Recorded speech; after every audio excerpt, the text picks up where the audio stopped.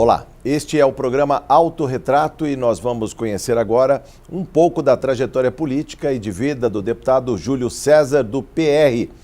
Vereador em São Carlos por 2 mandatos, aliás, o mais votado na eleição de 2016. Júlio César Pereira de Souza, casado, pai de 2 filhos, é formado em Direito e Administração. Um mandato curto, mas com muita energia e repleto de aprendizado, foi o que disse o deputado na tribuna ao fazer o juramento de posse. Foi isso mesmo, deputado, muito bem-vindo. Primeira vez aqui no estúdio da TV Alesp, é um prazer conversar com o senhor. Jorge, muito obrigado, saudando em seu nome toda a equipe da TV Alesp, pelo carinho que me recebeu, a forma carinhosa. Eu estou muito feliz. Como você disse, nós temos que transformar 40 meses em 40 dias. Por que disso? Porque São Carlos e a região central do estado está há 20 anos sem um representante efetivo nessa casa, né? Nós queremos fazer com que a nossa região esteja também na discussão, na pauta de discussão. Então, estou muito feliz, né? Deixei o mandato de vereador temporariamente na cidade de São Carlos, acabei recentemente a presidência da Câmara de São Carlos, que muito me orgulhou. Estou aqui na Assembleia, sem dúvida nenhuma, para tentar aprender, compreender, mas ajudar principalmente essa região. Quais são as principais demandas elencadas na região? Aliás, o senhor que já está conclamando os prefeitos, já está dialogando e trazendo essas demandas, não só para esse parlamento, mas também para o governo do estado. Sem dúvida, tive a oportunidade de falar pessoalmente com o governador João Dória esses dias. A intenção qual é? É mostrar que a região central do estado tem uma importância fundamental. Você sabe que lá a nossa região tem um poder de conhecimento muito grande. Nós temos campos da USP, da Universidade Federal e também as universidades privadas. E lá nós temos em São Carlos, não sei se a população que nos acompanha sabe, é a cidade que tem o maior número de doutores de PhD por habitante no mundo. Então a cidade tem um conhecimento muito grande, tecnologia muito grande. É a capital nacional da tecnologia. Exatamente. Mas nós temos que aproveitar isso. A gente percebe que há algumas demandas lá que faz com que o município não avance como deveria. Não Sim. só São Carlos, aquela região. Sim. Porque as cidades, mesmo um polo de desenvolvimento, como é o caso de São Carlos, às vezes tem dificuldade em implementar políticas públicas. Eu estou também provocando, não só o vereador, que conhece muito bem as demandas locais, mas o senhor também foi secretário de Planejamento. É verdade, eu tenho uma experiência no Executivo e hoje eu tive a oportunidade, quando usei a tribuna, de chamar a atenção de alguns secretários do Estado. Está começando um novo governo. E é um momento de o secretário saber que ele tem que ser o primeiro a chegar, o último a sair, entender as demandas. Os problemas acontecem no município. No município, quando eu digo a Assembleia, o governo, às vezes está muito longe do município. Sim. Então nós temos que conhecer. Eu sou muito favorável à representação distrital, porque assim você tem as pessoas que conhecem o problema. Por exemplo, nós temos na região central um município como Descalvado. É inadmissível esse município não constar nos municípios de interesse turístico. Não só ele. Para você ter uma ideia, São Carlos tem 2 distritos. Um deles, o distrito de Santa Eudócia, se você somar o número de atrações turísticas que tem num distrito de 5.000 pessoas, ele é 8 vezes maior do que as atrações turísticas da cidade de Brotas, conta conhecida nacionalmente. Conte um pouquinho mais de Santa Eudóxia para o nosso telespectador, para situar até as belezas naturais da região. Eu digo isso porque esse distrito apareceu fortemente em todas as reuniões da Comissão de Finanças, Orçamento e Planejamento. Uma ponte parece que tinha caído lá, uma dificuldade de acesso. Como é que está a situação lá? Continua do mesmo jeito. Continua do mesmo jeito? Do mesmo jeito. É um distrito importante que não tem oportunidades, e aí você sabe, quando o jovem não tem oportunidade, ele entra para um mundo que às vezes não leva ele para lugares que vai favorecê-lo, né? Infelizmente. Tem um futuro promissor. E Santa Eudócia é um distrito de São Carlos, mas é apenas um exemplo. Eu posso falar de Ibaté, Itirapina, nós temos ali Dourado, Boa Esperança do Sul, municípios que têm um potencial incrível, principalmente no turismo. E a gente pode aproveitar, né?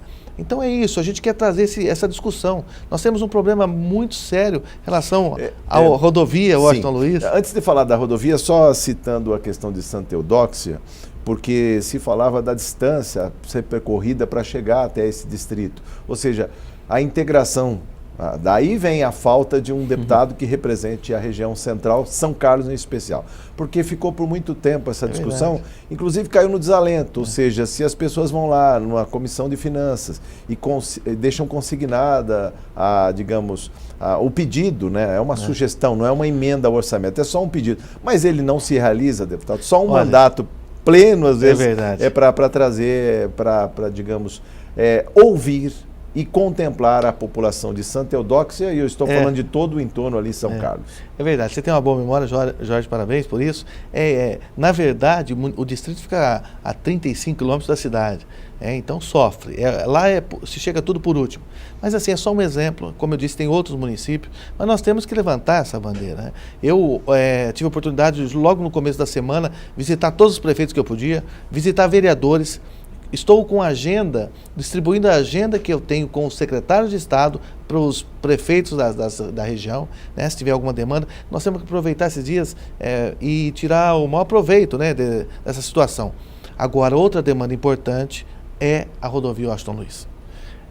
Eu queria agradecer já a TV Aleph, que provavelmente fará um programa específico, que a gente tem que convidar as concessionárias de pedágio, que já querem aumentar pedágio, tem um lucro alto e o investimento perto do que se necessita é muito pequeno.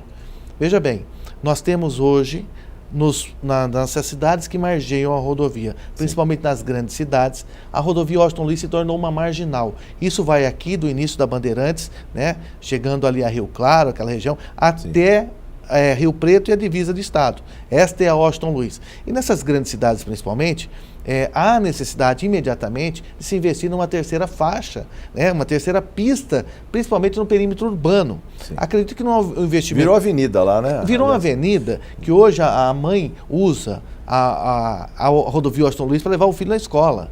Então, o número de acidentes, o número de mortes é impressionante. E a possibilidade de ampliação do leito ali, em se tratando de uma rodovia concessionada, aliás, tida como uma das melhores do país. Washington Luiz, só que agora, se você analisar, principalmente nesses perímetros urbanos, que eu digo, dessas cidades um pouco maiores, há horário de pico, que você pode, sem dúvida nenhuma, colocar a tua equipe lá nesse horário, você vai registrar um acidente. Às vezes com vítima Aliás, fatal. Uma cidade como São Carlos, se não me engano, tem pelo menos 5 acessos, né? Exatamente. A cidade de São Carlos, e com polos também de atração, seja na área médica, medicina, seja as universidades também, ou seja, atrai muitos motoristas, muitos carros. Olha, para você ter uma ideia, Jorge, o distrito, vou falar São Carlos, mas isso serve para Araraquara, serve aqui para a região, toda essa, Washington Luiz a sua margem, mas o exemplo que você disse é bem colocado. São Carlos tem o distrito industrial que desafoga na Washington Luiz. Você tem as duas universidades, as 3 universidades com a particular também, que desafogam na Washington Luiz. Você tem hoje residências e grandes condomínios no entorno da rodovia. Então tem que se pensar no primeiro momento de uma saída. Agora, a gente não pode aceitar que toda vez se lucra tanto e coloca o cifrão, principalmente as concessionárias, mas o governo do estado tem sua responsabilidade, colocar o cifrão acima da vida. Isso a gente não pode admitir. Bom, a questão das concessões rodoviárias, aliás, as primeiras concessões rodoviárias no estado de São Paulo datam de 97, se não me engano, 3.500 quilômetros na época, 12 concessionárias. O volume de tráfego à época dessa concessão era muito menor do que é hoje, Sem dúvida. Ou seja, a rodovia já está mais que paga ali, pelo menos o movimento que se tem nas praças de pedágio, não é, deputado? A gente quer o bom senso e nós vamos gritar. Eu disse que esses dias serão intensos, quero fazer isso, mas de uma forma de contribuir também. Eu tenho dito que não adianta apenas trazer o problema, nós temos que buscar a solução. Apontar soluções. Apontar a solução. Por isso que eu acredito na gestão compartilhada. Por isso que eu procurei os prefeitos da cidade, porque os secretários têm que ouvir. Olha, a gente sabe onde está o problema está aqui. Então, quando você discute, quando você dá a oportunidade de compartilhar o problema, é mais fácil chegar na solução. O senhor está disposto a, inclusive, fazer o périplo, ir até a Secretaria de Logística e Transportes, até a Artesp, dialogar com as autoridades e convencê-las da necessidade de se repensar o conjunto de obras para se posicionar uma marginal na SP-310, a Washington Luiz? Exatamente. Nós temos algumas opções, né? Nós temos algumas opções. Mas eu quero dizer que as demandas são várias. e há uma necessidade, uma expectativa em torno do nosso mandato, que as pessoas, até pelas redes sociais, estão nessa expectativa. Às vezes a gente sabe que é pouco tempo, mas elas querem que a gente busque solução. É isso que a gente está fazendo aqui. Bom, o senhor já deixou, inclusive, uma possibilidade de diálogo permanente, seja nas redes sociais. Eu vi que está muito bem ilustrado, por sinal, né? O Júlio César e você.com.br também, para saber as ações de mandato. A gente está colocando no programa a possibilidade de diálogo aí que o deputado abre com não só a população da região de São Carlos, a região central, mas também todo o estado de São Paulo. Sem dúvida. Jorge, tenho que me corrigir. Temos aqui, olha, as imagens aí na posse, já dialogando aqui, um momento muito sobre feliz. Aplausos aí dos colegas parlamentares, deputado. Eu muito feliz, é um momento único, né? E eu quero retribuir toda essa confiança, esse carinho com as pessoas que acreditam no meu trabalho. E quero ir além. Olha, quando eu falo São Carlos, porque eu nasci em São Carlos, mas eu tenho hoje apoio, quem conhece minha vida política, eu tenho uma vida até curta política, eu estou no 3º mandato, tenho 2 completos. Sim. Toda a reeleição que eu disputei, na minha cidade eu sou o mais votado. Eu sou o vereador mais votado da história da cidade. É uma responsabilidade, porque eu sei que as pessoas confiam no meu trabalho. Sim. Mas isso se estende ao estado todo. Hoje, quando eu disputei as eleições, eu tive voto em quase 300 municípios. Eu sou feliz porque a Baixada Santista me ajuda, Diadema, São Paulo, Osasco, enfim. Nós temos um pessoal, eu também sou professor universitário, e essa rede se multiplica de pessoas que acreditam naquilo que eu também acredito. Jorge, sim, a política mudou, eu faço parte de uma nova geração comprometida em fazer a diferença. É isso que eu penso, não ser mais um. Como eu disse na minha posse, a vida é curta para ser pequena e esses 40 dias também é curto para ser pequena. Eu vou me esforçar ao máximo e vou me doar ao máximo. Eu falei da Secretaria de Logística e Transportes, a Artesp, mas o senhor também já fez gestão e deixou a promessa para prefeitos, para vereadores, de ir até a Secretaria de Educação e a Secretaria de Esportes. Vamos falar um pouco das pautas que foram... Exato. Eu quero trazer, hoje, como eu disse, eu fiz recentemente críticas a alguns secretários, que nós temos que ter humildade, saber que os problemas estão no município e o secretário, sei da responsabilidade, mas tem que ouvir o representante do povo, que é os deputados, nesse caso. O que eu estou fazendo é buscar nesses secretários que atendem para nós levarmos a demanda. Por exemplo, educação, nós temos ali algumas creches, escolas, já numa fase adiantada de conclusão, então a gente quer andar com isso. Eu tenho uma pauta interessante que São Carlos é um município de referência, por exemplo, lá. E nós temos um AME na cidade, em relação à saúde. Nós temos um AME. Nós temos a ideia... O município, enquanto vereador, fiz isso também, votamos e doamos ao Estado uma área para ser construído um AME. Nós temos um AME hoje, que é um prédio alugado, que não comporta aquilo que a cidade necessita e a região necessita. Nós temos algumas especialidades, mas nós queremos ampliar. Então, nós já pedimos a ampliação e, paralelamente, também que o governo pense na construção de um prédio que possa abrigar essas especialidades e atender essa micro-região. Uma vez que a saúde é atendida ali em São Carlos, que é referência. A gente tem uma cidade como São Carlos, que é polo de tecnologia, aliás, eu chamo de cidades 300%, que tem 100% de água nas torneiras, esgoto tratado, esgoto coletado, mas também tem seus problemas, problemas de difícil resolução. Por exemplo, a questão da educação, deputado. A gente percebe muitas vezes que o Estado delega ao município uma parcela da educação e da segurança pública, principalmente, e isso custa muito caro aos orçamentos municipais. Como planejador, como deputado hoje, mas como vereador também de longa data, como é que o senhor vê, por exemplo, essa transferência para os municípios? Um município como São Carlos, tem suas receitas próprias, mas as cidades pequenas não. Infelizmente, hoje a divisão está prejudica muito os municípios. Tem que se pensar nessa reforma tributária urgentemente. Urgente, né? Não tem saída. Mas mais de 20 anos que se fala e ela não sai do papel. Precisamos pensar, os problemas estão no município. Os pequenos sofrem demais. E isso faz com que o serviço seja de má qualidade. Infelizmente, então essa divisão prejudica e muito os municípios. Você tem uma ideia, eu estando secretário de planejamento, fui responsável por orçamento do município e o orçamento que desenhamos no ano de 2014, o poder de investimento do município em relação ao orçamento era de 1,2%. Então você não tem recurso para investir. Para investir, nada. Porque o custeio, as verbas já são carimbadas. O custeio é muito alto, Sim. né? Hoje, infelizmente, se você tem o executivo inchado pela sua estrutura, que deve se repensar isso também, mas infelizmente a divisão tributária no país é injusta. No caso das cidades que têm que investir 25% de suas receitas na educação, 25%, hein? Não pode ser 24,99%, sob pena de terem glosadas as contas e o gestor ficar inelegível, inclusive. E você sabe que São Carlos tem uma diferença que eu falo, porque já votei vários orçamentos e também já fui responsável em fazer o orçamento. Nós investimos mais que do percentual na saúde e na educação. E na saúde? A saúde pesa muito? Pesa a saúde, bastante. No caso, por mais que os municípios devam investir 15%, tem município investindo mais de 30%. Exatamente. Mais de 30%. Mas você sabe, o que eu entendo, o que eu vejo, onde está o problema na saúde? A saúde básica, infelizmente, no país não funciona. Então, a saúde primária...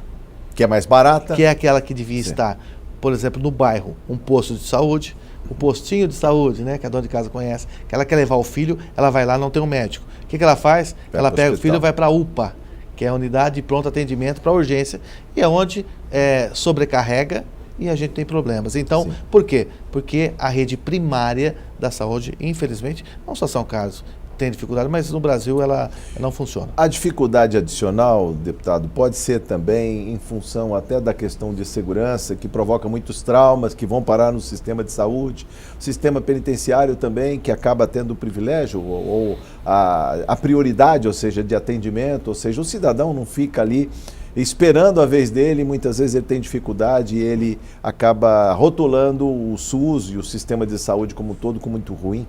Não tenha dúvida. Eu acho que os municípios, nós temos bons profissionais e maus profissionais em todos os segmentos. Bom, isso é. Isso é na política, é na área médica, em toda a área. Todos os setores. Todos os setores. Agora, se você pesquisar, quando o profissional faz o seu trabalho, quem passa pelo atendimento, a maioria elogia. Sim. Quando é atendido. Quando reconhece. A dificuldade é ser atendido, né?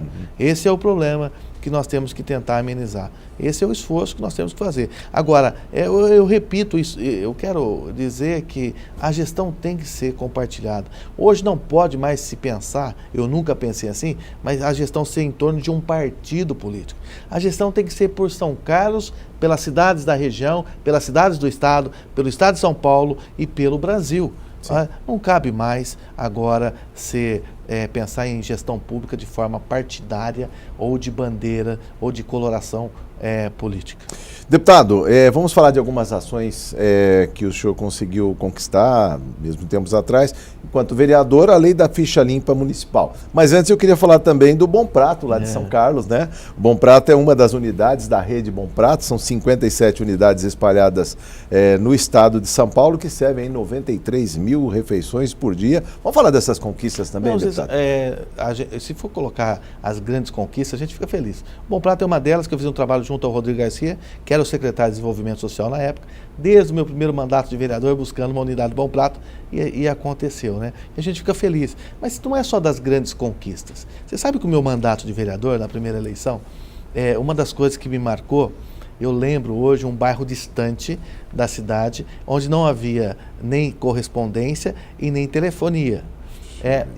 Mas eu lutei tanto para levar um orelhão para aquela região.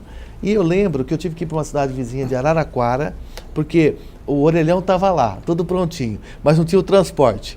Aí peguei uma caminhonete, fui lá buscar esse orelhão e trazer. E você fala assim, Júlio, te motivou, te deixou extremamente feliz. Eu sei que aquele ali salvava vidas, um telefone, naquela época, num lugar que não tinha. Podia fazer toda a diferença. Então a gente tem que ficar feliz com as grandes conquistas, sim, mas com a pequena também. O erro, Jorge, se me permite, dos gestores hoje, é pensar que ele tem que marcar a sua gestão com uma obra faraônica. E não é verdade, não é isso. Hoje a população quer apenas o básico. Se você fizer o arroz com feijão, você será um bom gestor. É isso, não pode comparar. É como um pai de família, eu sempre bato nessa tecla. Né? Pai de família que não consegue levar o arroz e feijão para o dia a dia da família. O filho faz aniversário, ele faz uma festa de aniversário, se endivida mais, fica numa dívida maior ainda, e para fazer... Não é isso, prefeito. Hoje, um governador, o presidente tem que pensar assim. Eu tenho que fazer o básico e atender a população. Deputado, ainda sobre a questão do emprego. Estamos falando de São Carlos, mas também estamos falando de Ibaté, de Descalvado, de Analândia, de Araraquara, de toda a região. A quantas anda a questão do emprego lá, que parece que é a prioridade número 1 e que pode realmente colocar o país numa outra estratégia? A gente que viu isso, praticamente o pleno emprego até 2011, 2012, e agora vê aí pelo menos 12 milhões de desempregados no Brasil, inclusive gente até qualificada, né? Sem dúvida. Como é que o senhor vê a possibilidade de geração de emprego? O senhor já tinha dado uma dica, uma pista aqui falando dos MITs, os municípios de interesse turístico, e a vocação para o turismo que tem aquela região. Aquela região é uma região privilegiada. E eu vou dizer mais. Infelizmente, são poucos dias aqui, mas eu quero tentar conscientizar os deputados, os secretários e o governador que aquela região, ela tem hoje uma perspectiva de crescimento muito grande.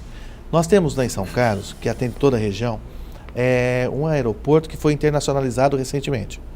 Qual a diferença desse aeroporto? Eu acredito que seja um divisor de águas na geração de empregos naquela região. Por quê? Você sabe que Viracopos tem a predestinação, já é predestinado ao vocacionado para o passageiro. Isso. Ele quer estender isso cada vez mais com qualidade. Já o é de cargas, Exato. Mas a tendência de expansão para passageiros, até para se tornar um hub de ligação com todos os aeroportos do interior. E São Carlos tem um diferencial que é a sua localização geográfica, esta região, centro do estado. Você imagina esse aeroporto hoje, que já faz a manutenção de aeronaves do mundo todo, através da Latam, né? Se ela também puder, com essa alfândega funcionando lá, também ter transporte de carga. É, sim, uma visão de futuro, mas que, sem dúvida nenhuma, vai gerar emprego para toda a região. Uma região que tem um potencial tremendo, como eu disse, em qualidade técnica, de conhecimento, e isso faz com que São Carlos tenha um diferencial, e toda a micro-região. Nós temos lá a Embraer estabelecida, virou um grande polo aeronáutico, né? A Latam investindo bastante. Eu tenho certeza que essas ferramentas bem utilizadas vai gerar aquilo que a região mais quer. Oportunidade, Jorge. As pessoas não querem nada de mão beijada. Não é natural que isso venha acontecer, inclusive nos empregos mais bem qualificados, eu digo isso por conta das universidades que lá estão. Sem dúvida. Nós temos um hall de pessoas ali. Nós temos hoje em São Carlos, se não me falha a memória, 40, 50 mil estudantes. Sem falar de pesquisadores, cientistas que estão desenvolvendo projetos, para você ter uma ideia, com todas as instituições do mundo, né? Você pega as corporações, tem trabalho em São Carlos. Eu tive recentemente fora, num congresso onde eu não esperava, né? E foi citado São Carlos. Então, quer dizer, a São Carlos tem muito a contribuir para o desenvolvimento do estado e do país. Deputado, nesses 3 minutos que nos restam, vamos falar da sua disposição, da sua energia de empreender nessa casa, a diferença, né? Primeiro, mandato de portas abertas, deixou isso bem claro. Para você ter uma ideia, eu passo, óbvio que eu tento chegar a todos, né, da minha região, mas toda a agenda que eu faço com determinados secretários, eu falo com os secretários dos municípios. Sim. Olha, você tem pauta, aproveita a oportunidade. Sim. Prefeito, visita o prefeito, está aqui. Eu acredito que esse momento eu deva ser o elo de restabelecer a comunicação Estado e região central do Estado. É óbvio, vou voltar a dizer, meu carinho com todos os eleitores do Estado todo que confiam no meu trabalho. Eu só destaco um pouco mais a região, por ter nascido em São Carlos, mas esses 20 anos sem essa representatividade. Sim.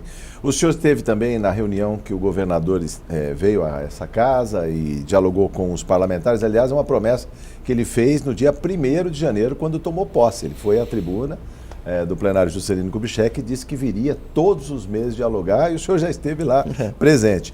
Houve sensibilidade da parte do governador com relação às demandas colocadas, porque não basta ter um mandato, é preciso que haja essa interlocução com o executivo. Sem dúvida. E outra coisa que chama a atenção, Jorge, você conhece bem as nossas audiências públicas que o governo do estado faz no interior. É uma ferramenta fantástica, só que resultado propriamente dito é mínimo. O que eu chamei a atenção e disse, e quero fazer ao governador de forma escrita, É dizer que essa ferramenta é importante desde que as demandas que o município encaminhe até o governo seja pelo menos estudada para ver se implanta. Sim. Porque senão a gente passa a ser apenas reuniões para divulgar... De consulta, né? Divulgar o governo do Estado, Sim. ou seja, e não ser efetiva. Sim. Então, uma ferramenta importante, até a sugestão é essa, que o governo se utilize dela, mas utilize de forma mais efetiva, que ouça, os problemas estão nos municípios, que ouça e possa resolver. O que faltou dizer em 1 minuto, deputado, para encerrar a nossa conversa? Passou voando aí. Verdade. Faltou dizer que o Júlio César é uma pessoa que veio de uma família simples, que teve uma infância com dificuldade, tem que trabalhar desde cedo, desde os 8 anos de idade, e a região, eu trabalhei na lavoura, bem de menininho, para ajudar a família. E nessa região que eu trabalhei na minha infância, na lavoura, hoje se ergueu uma das maiores universidades da América Latina e eu tenho a oportunidade de ser professor nessa universidade. Sou muito feliz, porque sei que com dedicação, com esforço, a gente pode mudar a história. E é isso que eu vim fazer aqui. O mandato é muito curto, como a vida, para ser pequeno. Vou me esforçar ao máximo para que eu possa, com a ajuda de todos, representar bem a nossa região, o nosso estado e fazer a diferença. Afinal de contas, Jorge, eu faço parte de uma nova geração de políticos comprometido em fazer a diferença. Parabéns e sucesso no seu mandato. Foi um prazer conversar com o senhor nesse programa, deputado. Eu que agradeço a todos. Eu conversei neste programa Autorretrato com o deputado Júlio César do PR. Programa este que você vê, revê e compartilha na página do YouTube da TV Alesp. Muito obrigado por sua audiência e até a próxima oportunidade.